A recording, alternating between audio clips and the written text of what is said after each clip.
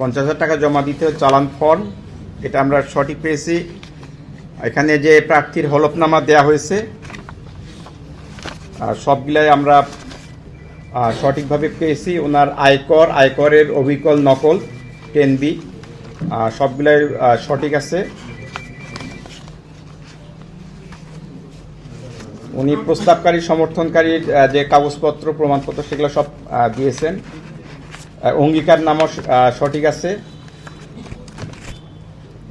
জনাব সালাউদ্দিন আহমেদের বিষয়ে আমাদের আয়কর অফিসের কোনো ইয়াসকিন বা অন্য কোনো দপ্তর সংস্থার আয়কর অফিসের কোনো পাওনা নাই, কোনো পাওনা নাই। অন্য কোনো দপ্তর সংস্থা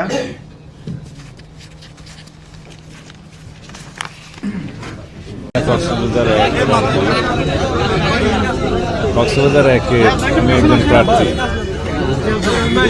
আইনানুগভাবে সকল কিছু সম্পন্ন হয়েছে, আমি প্রত্যক্ষ করেছি। নির্বাচনের মাঠে আমরা সকল প্রার্থীকে স্বাগত জানাই।